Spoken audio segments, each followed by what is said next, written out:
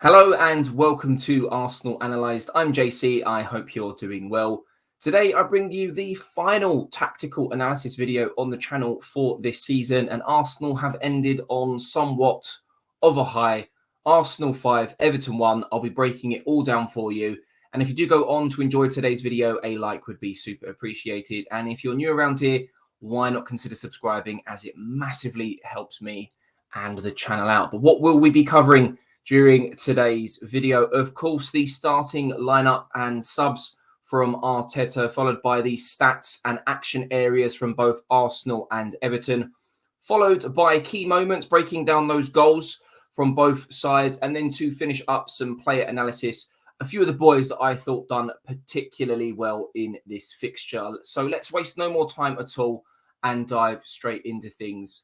So looking at the starting lineup, I'd like to say that there were no real surprises in there. In the build-up to this game, there were big question marks over who would feature at the back, because players like Tomiyasu, Ben White, Gabriel, among a few others, were not pictured in training. So not necessarily a crisis at the back, because there wasn't really too much to play for, barring a nearly impossible situation unfolding at Norwich. But no real surprises in there for me. Smith Rowe has been somewhat underwhelming in the last month or so, so I wasn't too surprised to see Martinelli get the nod ahead of him. Hopefully, it is something that Arteta can work on over the summer, because in that first half of the season, Smith Rowe was a phenomenal asset in Arsenal's team, shall we say, but no other real surprises in there. With regards to the substitutes, Arsenal very, very comfortable in the second half given the scoreline.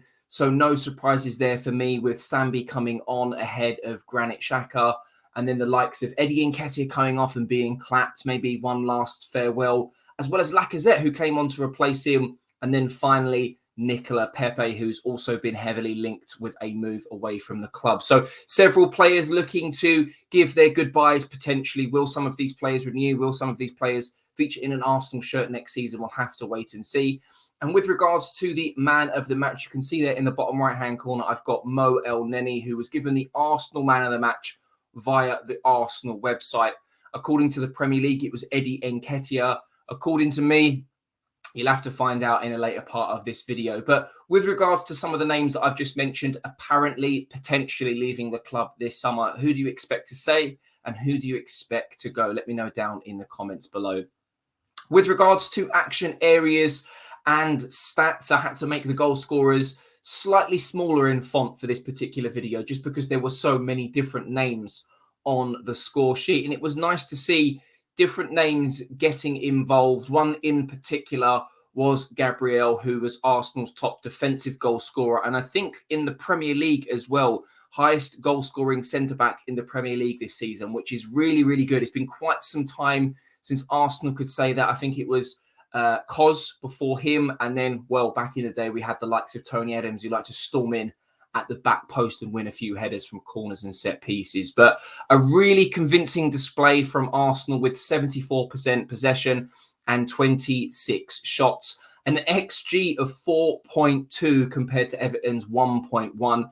Everton have been a very bad side this season, and it begs the question how we played so badly against them earlier on in the season. But we'll start off with Everton's shape. We can see here that they did line up with more of a 5 at the back here, with Iwobi occasionally making those numbers up in midfield so that other players could push on in attack. But out of possession, very much a 5-4-1, with Dominic Calvert-Lewin being that sort of sole out ball and target man for when they wanted to knock the ball on. And again, if we have a look at Arsenal shape here, no real surprises. We've got the two centre-backs in Holding and Gabriel splitting their responsibilities, with Elneny looking to drop in deep if they need to go wide, the centre-backs that is. And we saw these triangles, these wide rotations again from Saka, Odegaard and Cedric on the right, and Martinelli, Granit Xhaka and Tavares on the left. And they've done it really, really, really well. There were often cases where Tavares or Cedric would be the furthest player forward. Even at times, Odegaard or Granit Xhaka would be the furthest player wide, with Bukayo and Martinelli dropping into a more inside role, supporting Eddie Nketiah, constantly asking those questions, constantly moving those defenders around. So really, really, really good stuff. And I think one of the things that Arsenal done really well is because of how far forward at times the fullbacks were from Everton, they look to utilise and exploit those spaces for those diagonal passes to get in behind and round the side. And we can see that very much here in Arsenal's action areas, a lot of it coming down the left and the right-hand side. So no real surprises. There's some really, really good solid numbers to end the season. 90% passing accuracy as well, which was really, really, really good to see. So anything there that impressed you, let me know down in the comments below. To have a look at some key moments from the game, some really, really easy ones to break down in this video, not only because of the penalty, but a lot of them coming from corners and set plays. Arsenal's strength this season, scoring goals and also defending. I know in the last few games we finally conceded from a corner, but it's certainly been a big, big strength of Arsenal's this season. And we can see here in picture number 1, a shot is popped off from, I think, Gabriel Martinelli, which strikes the arm of Iwobi, former Arsenal player, of course, who had a bit of a stinker, a game to forget, shall we say. Initially, it wasn't given. You can see there in the background that the referee has a very good view of things, but eventually, after some VAR discussions, it was taken to the screen and a penalty was given and then scored. Picture number 2, speaking of set pieces, a nice little flick on at the front post here from a corner, which was eventually met by the head of Nketiah. The ball hits nice and low, making it difficult for the goalkeeper to get to it, bouncing just before hitting over the line. At this point, Arsenal in cruise control. A lot of Arsenal fans thought we would probably go on to score quite a few goals in this game, but we never make it easy. We sometimes do make it difficult, and we did have squeaky bum time before half-time because, unfortunately, we did concede a relatively easy goal, in my opinion. In picture number 3 here, we can see the ball with Dominic Calvert-Lewin. He's pulled Gabriel out of position. I'm not too sure why our midfield players aren't cutting in here to pick up Van der Beek.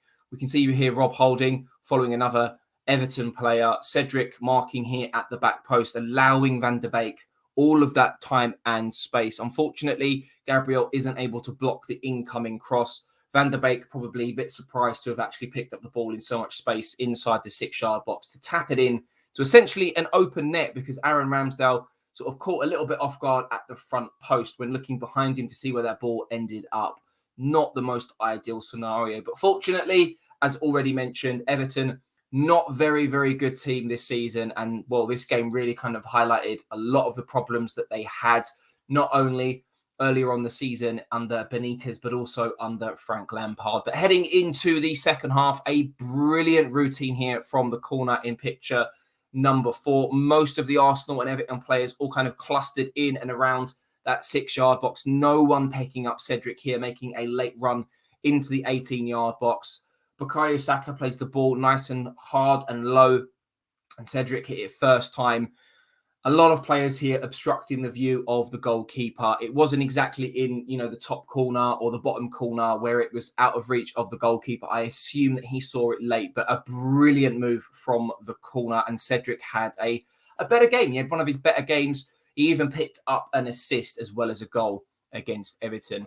So moving into the the last 2 goals, but 4 last pictures. Picture number 1 here, off the back of a defended corner, which was headed out to the edge of the box. Picture number 1, Cedric picks up the ball on the edge of the box, drives towards goal, notices that Gabriel is in a little bit of space, and you can see there in the yellow arrow, he plays it into that space. Gabriel makes that run, 1-on-1 with the goalkeeper, and he makes it 4-1. Straightforward, nice and easy. Terrible defending yet again from Everton. But for me, goal of the game. And every week, this kid just gets better and better. And you have to ask yourself the question, why did Real Madrid let him go so cheap? Well, obviously, Toni Kroos and Modric are very, very good players and difficult to displace. But Odegaard could have been the future. Their loss, our gain. But we can see here in picture number 3, Pepe plays the ball into Martin Odegaard on the edge of the box. He drives into the 18-yard box. A little bit of a shimmy to go past one Everton player. You can see here before he just cushions. He just guides that ball into the bottom corner. No need to give it too much power. He's not looking for top bins. He literally just guides it into that bottom corner. And it was certainly, in my opinion, goal of the game. Very, very impressed by Martin Odegaard yet again. He continues to impress. I don't know if it's got anything to do with him taking up the captaincy at Arsenal. Obviously, a captain for Norway. We'll have to wait and see what that looks like next season. Going back to what I mentioned earlier, Lacazette did look like he said goodbye to the fans. So a new Arsenal captain next season certainly looks on the cards. And then to finish up, 3 players that I had down as having particularly good games.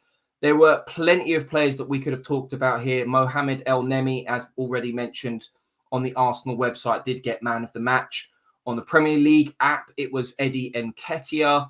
There were other names in the mix as well. Cedric had a particularly good game. So many fine individual performances. But I just wanted to speak about Gabriel very, very quickly. An absolute monster against Everton. You can see here on his heat map, literally everywhere down that left-hand side, often getting into the opposition's half. 95% passing completion accuracy, which is absolutely phenomenal. Top class ball-playing defender. 2 balls completed out of 3 long balls, that is, sorry. 2 completed tackles, 4 completed duels. A solid all-round performance. Gabriel Martinelli, who, when he did come on in the previous game against Newcastle, looked very, very good compared to Emile Smith-Rowe. And he continues to impress, a constant threat down that left-hand side. Done very well, teaming up with the likes of Tavares and Granit Xhaka. 3 key passes, 88% passing completion. He also bagged himself a goal and an assist, a penalty as well. Bukayo Saka handing him the ball, and 2 completed dribbles out of 6. I'm really looking forward to seeing where this man goes next season. Handed the number 11 shirt, a number that suits his first team status, but very, very excited to see what he can do in an Arsenal shirt next season. And then last but not least, we've got Martin Odegaard with that real deep red on that right-hand side, picking up those wide rotations with the likes of Cedric and Saka, who both had very, very good games as well. Picking him up his goal of the game, in my opinion, and my Arsenal man of the match. 88% passing completion, 5 key passes, which is absolutely ridiculous.